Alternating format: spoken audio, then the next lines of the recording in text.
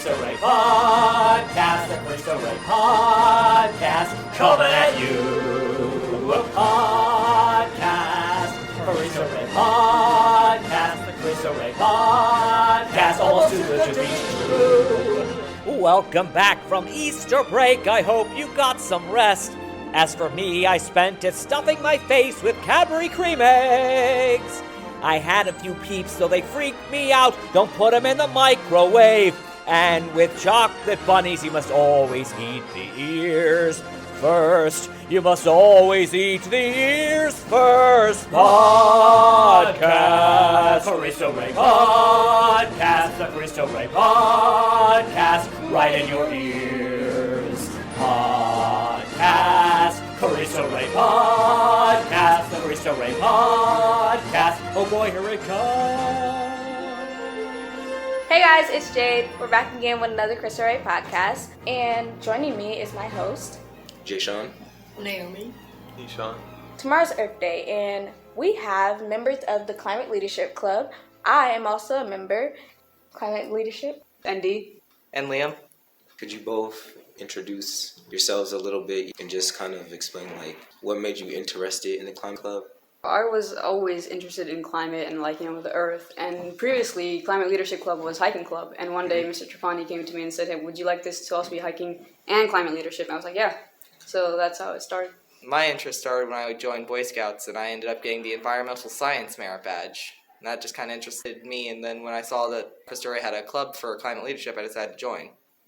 Last year, Mr. Trapani, I went into his room and I was like, oh, we have a Climate Leadership Club here, and he was talking about starting it up and everything, and I was very excited because I've always liked the environment, and I recycle a lot, and I love to put my ideas in, and both of my jobs at Cristo Rey have had something to do with the environment. So with that being said, are y'all interested in pursuing a career around the environment, or is it more so just another, not necessarily hobby, but just something else that you have a passion for? For me, it's something that I have a passion for. I don't know what I'm going to do yet, but I do think it's going to take up a lot of my time because I do want to help out a lot. I've always wanted to start a garden and grow my own food, so it just branches out a lot in natural energy and stuff, solar energy. I want to do things for my house that reduces my carbon footprint, and yeah.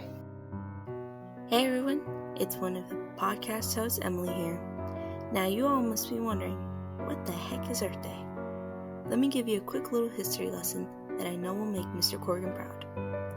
Earth Day is an annual event on April 22nd that plays a support branch for environmental protection. It was started by Senator Gaylord Nelson in 1970 to bring attention to the fact that there were no bills or anything on environmental protection. Hope you enjoyed the quick history lesson. See you guys later. I want to be a veterinarian, which is not directly affected with climate, but the climate and global warming can all have an effect on animals that live in forests or in the ecosystem. It can just really help me with veterinary science. I'm going into engineering, so it really doesn't have that much of a big impact on what I'm going to do, but I would like to incorporate it with my engineering to help out the environment. You guys mentioned that you guys changed the name club to Climate Leadership. Do you guys still hike? What do you guys do? Yeah, we still hike. It's a lot less now. It used to be twice a month, but now I think it's once a month. What piqued my interest about the club was not hiking, because no. But I like the climate and everything like that, but I'm not going out and hiking, so that's the only reason I'm in there. Honestly, I'm a freshman. I don't know much about how it used to be with the hiking club. I used to hike, I still do hike a lot with Scouts, and I'm actually doing the hiking merit badge right now, which would go perfectly with that. But the hikes are pretty fun at Cristo Rey with the Climate Leadership Committee. What is your favorite part of hiking? The fresh air. Usually I just sit at home playing video games all day. Yeah, I think so. What does climate change mean to you guys? What does protecting the climate mean to you guys? When I first got interested, I was really young. Like I told you guys, I've always wanted to start my own garden. But, in elementary, we were doing this little science fair, and I saw our carbon footprint and I saw like all the trash on the street, and like as I grew older and I'm seeing global warming and stuff like that, I see that there's something I can do to change. Like, even if it's just changing myself, that's what I always tell people. Even if it's just changing yourself, like, I even recycle at other people's house. You know, I'll just take my water bottle with me and just throw it in a recycling box, because I know that by doing that, I'm reducing one less water bottle out here.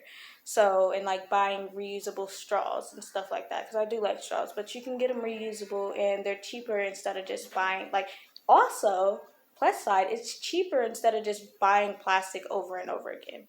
So I just want to really reduce my carbon footprint and like help where I can, because I know I can't change everybody's mind, and I know it's not possible for me to change everybody's mind, but whatever I can do is gonna help eventually. Oh yeah, I was just like animals all my life, and protecting the climate means protecting them and that they have a home. So I really care about the animals, and that's what it means to me, is to protect the animals. Those polar bears. Yeah. So sad. Penguins too. Yeah, Save the turtles. that's where I got the straws. My mom's favorite animal, actually. Oh, really? That's cool. Hi guys, it's Koya. This is a reminder that the final service hours deadline is coming by.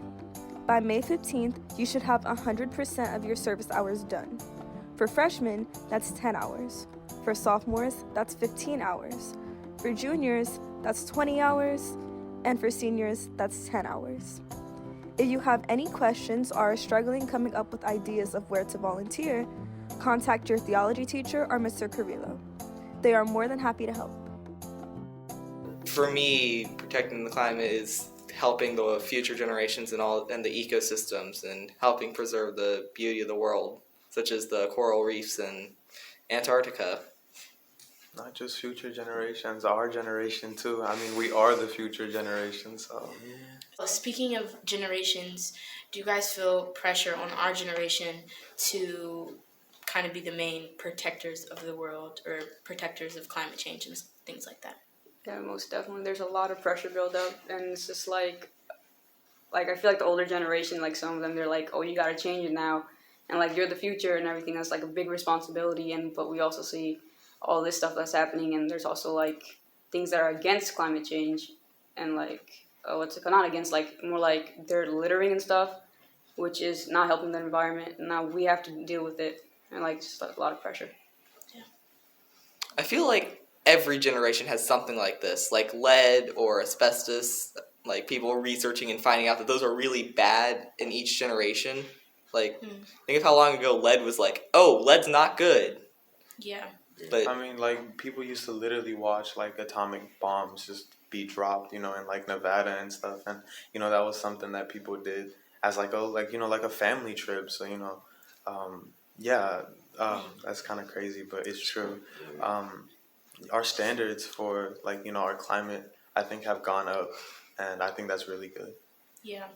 I think especially with, like, kids our age, like Greta Thunberg and, like, stuff like that, seeing her at, like, 12 or something like that on the internet, you know, doing stuff like that. I think it definitely helps build confidence within a generation, but it's also like, dang, like I'm 15 now, I should be doing something more than just, you know, going to school. Like, I feel like there's these standards that while climate change is getting better, kind of, it's also the standards are rising for, you know, like you're 15, you're not like a million follower influencer now with like doing all this stuff.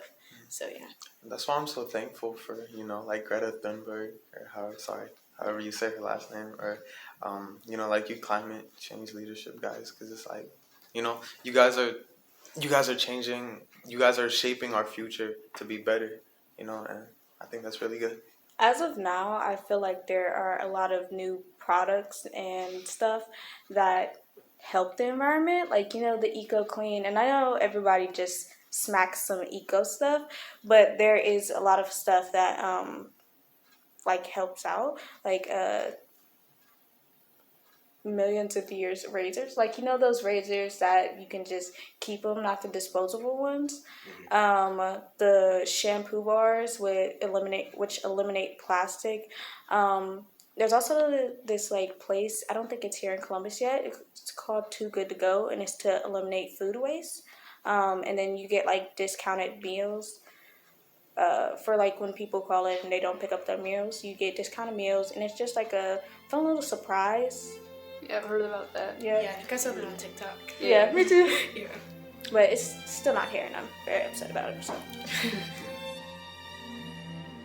Hey guys, Ujjal here with some exciting news. On March 19th at 8:16 a.m., Cristo Rey Columbus's Chief Operating Officer, Mrs. Carly Miller, had her new baby, Cameron Alexander. Cameron was 21 inches long and weighed 8 pounds 10 ounces. Welcome to our newest cougar cub, and congratulations to Mrs. Miller.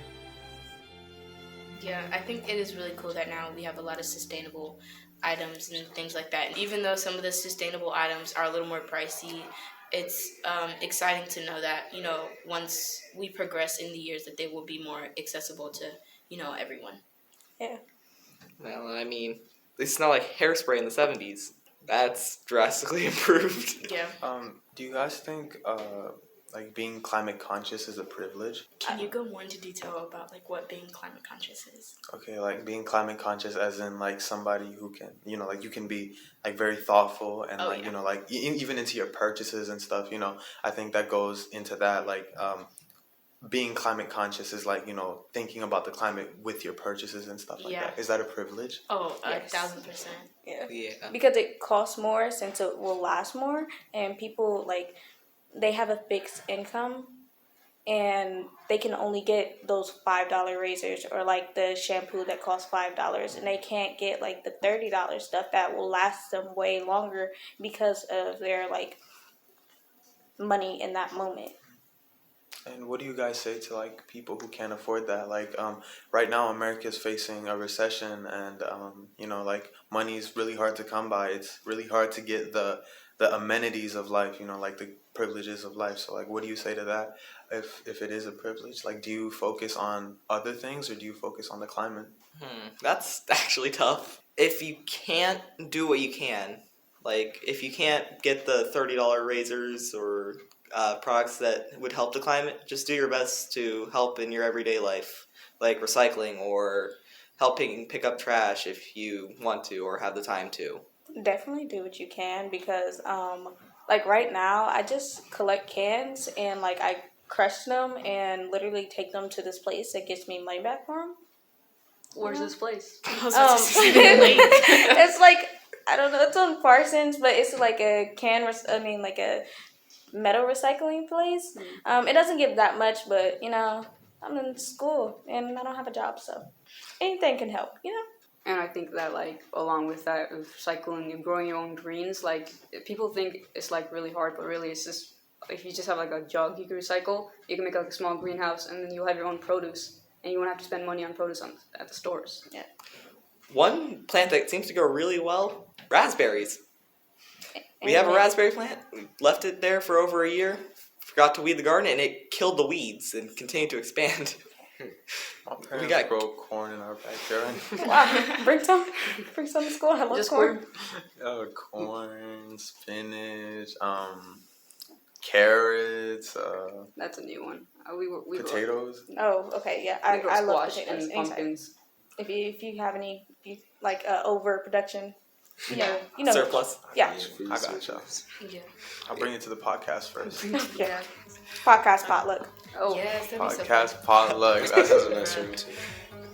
That sounds like a great idea. Hey guys, it's your girl Icy here. So I'm here to talk about what is Eid.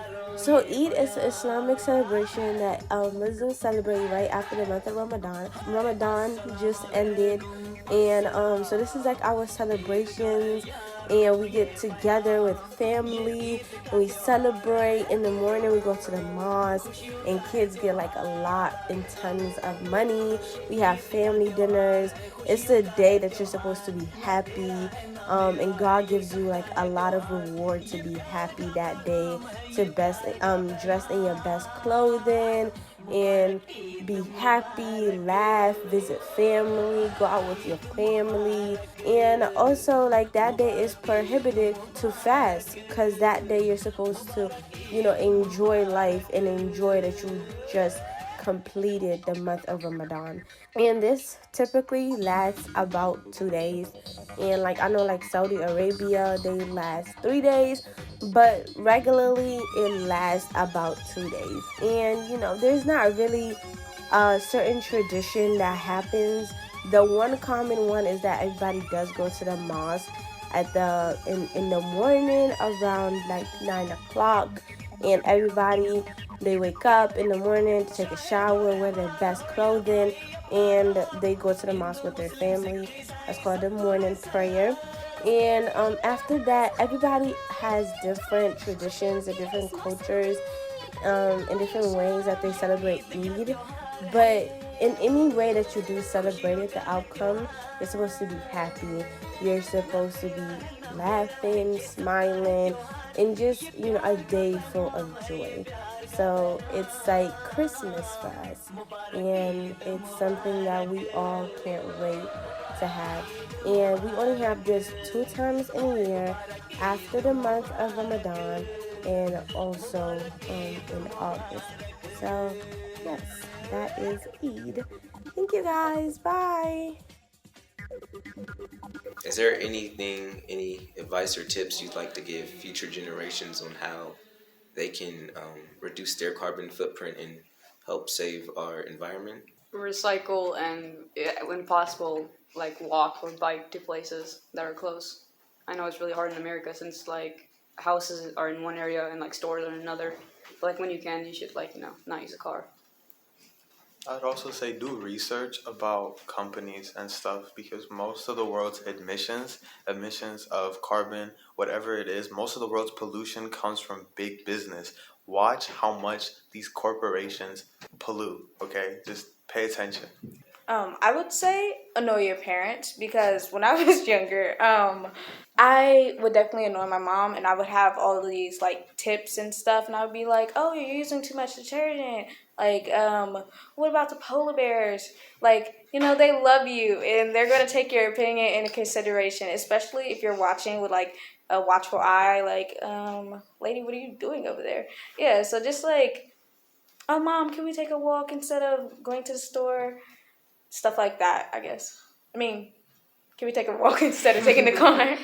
For me, I'd say just try and watch your emissions and see how you can improve, like turning off the lights when you leave your room, or if you're not in a room, like pause the TV or turn the TV off if you're doing something else. One of my biggest things is like thrifting. I love thrifting so much.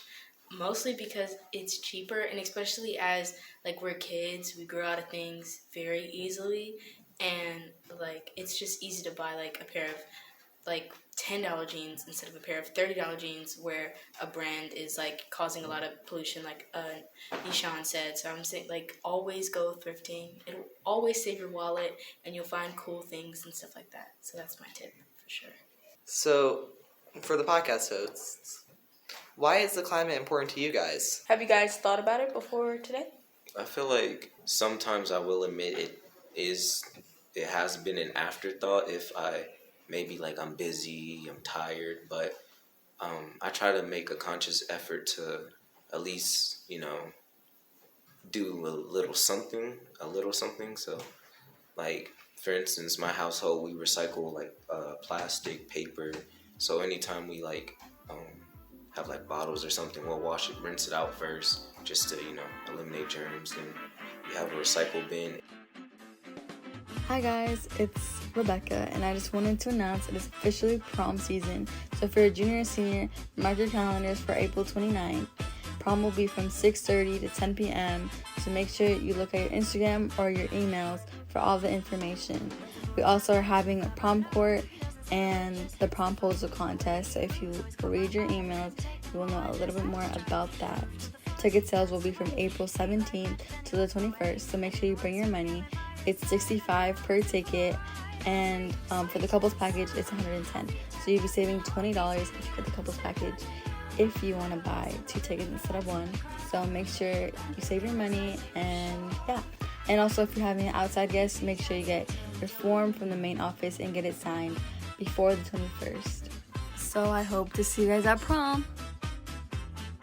Like sometimes in school, if I notice that there's like paper, like as gross as it is, sometimes tissue, I make an effort to try to pick it up, because you can always wash your hands and, still make an impact. So I think you're pretty brave for that last one. I'm never picking up nobody's tissue, but I think a tip for me, it is also kind of an afterthought, but I think sometimes I have these modes to where I'll watch a TikTok video that kind of makes me feel guilty, so I'm like, I'm all for this, and like I'll go on like a 3-month span of like being like vegetarian and like super like with the cause and stuff, and then it'll fade out sometimes. But I think just making like small little efforts like recycling or taking shorter showers or stuff like that, and yeah. I struggle with taking shorter showers, I'm gonna be honest. Yeah, I gotta work on that too. Yeah, I'd say for sure. I've done a lot of research onto like I can't think of anything on the top of my head, but like with like businesses and stuff, looking into that, how much like of a carbon footprint like planes, cars and stuff have, or like not just that, but like like these factories and stuff in China and Vietnam and in India, like how much harm they're doing to our ecosystem as well, and I'd say, to be honest, it's a little hypocritical because me myself, I don't do much where it's like, yo, let me think about like, okay, yeah, I recycle and stuff, but like I don't think about like taking shorter showers or something like that. So it's like I'd say like I don't think about it on a daily basis, but when I do, I think about it a lot. To kind of add on what Nishan said, I feel like in terms of businesses, in a way, we also have a responsibility because sometimes like their businesses are already going to pollute, but we tend to help them when we're using resources to buy their products. So, like I can't name one off the top of my head, but like a jean company, if they're polluting, spreading mass pollution into the atmosphere with producing and manufacturing the jeans, by us buying the jeans, we're just helping them not only get extra money in their pocket from polluting, but they're constantly reproducing. So it's almost like we aid the problem. 100%. And to add to that, I think we should hold those corporations, those big corporations, accountable for doing that in the first place, for harming the environment in the first place. And that's important as well because it already has happened so much. Or like these big banks have fossil fuels and stuff, and it's like it's important to also hold those corporations accountable and ourselves, I think, at the same time, and we have to understand the duality in that. Hey guys, Ujjwal here again. And right before spring break, the sophomores and freshmen actually went on a field trip. We have Aiden. Could you tell us what you did at your field trip? So basically all we did was we'd go to ODU, Ohio American University, and we took a tour at a couple buildings. Some of them were the library, dorms. We actually got to go into one. Oh yeah, and the Catholic Foundation Museum. I saw lots of very interesting things too. Could you give me something cool that you saw there? As we came into the museum, we saw many bone fragments of saints and popes. And for our freshmen, we have Mary. And your grade also went on a field trip. Where did you guys go? Columbus State Community College. We went to the labs, and first we went for like a DNA. We went to like learn how to form a DNA. We actually did it with saliva because we couldn't use air. And then after that, we did like a cow eye dissecting. We learn about the inside of the eye and the outside, and how the eye protects the cow. Then also after that, we just like took a tour around the school and learned about it. That sounds pretty interesting. You dissected a cow eye? How was it? It was kind of gross. Yeah, I can imagine. How was Columbus State? It was really fun. The school was kind of cool. It was rainy though, but it was fun. Thank you, Mary, and thank you, Aiden, for this interview. And like I said earlier, some big brands just slap a eco-free, like a eco-positive label on it, and it's not. It's just plastic, and they upcharge it and stuff like that. So you have to look out for that. Like, The false advertising. yeah. Or like we'll have like a collection of paper bottles or paper straws, but like your brand is still selling plastic straws. Yeah. So it's kind of like you're kind of doing this for no reason but clout. Or it just has like a plastic lid and the rest of the bottle is paper. So Yeah. it just makes no sense. Doing it for sales and not actually trying to help. Yeah. But I'm not a fan of paper straws. I will say that. Yeah. Get rid of them. The Let's just- durability is. Yeah, they're It's trash. questionable, you know. Yeah. Because I mean, they get soggy or they just kind I'm of. not paying for paper. Yeah. And I feel like That is also a problem, actually, though, is like forests, deforestation is a Yeah. huge Yeah. issue. Yeah. Which is why I actually support people doing work on computers because it saves paper, which saves, in turn, trees. Save them trees. For real. Well, what other clubs are you guys in other than the Climate Leadership Club? I'm part of the podcast, but behind the scenes, I edit it. Oh wow. So you just like take out all the I dead just air? take out what you guys mess up on, you know. So like you're telling me if I was to Please pardon this interruption. Tonight, please come to the main office. Tonight, please come to the main office. Thank you. I promise guys that was not staged. I was actually going to say something, but see that's the type of stuff that usually gets edited out and it just happened to happen while I was going to say some interesting stuff. Always. Yeah. Welcome back, Miss Ables. Oh yeah, we're so happy to have you back. Yay. To finish off the question, what other clubs? I'm in creative writing, UNICEF, and Battle of the Books. What about you, Jade? Well, mainly I'm just in climate leadership and podcasts, but I do try to go to SJA and other things like that. Like just try to join some meetings and, get that knowledge. Well, that concludes another episode of the podcast. Thank you for tuning in, and we will catch you on the next one. Bye, everybody. Bye. That sounds like a YouTube. Yeah.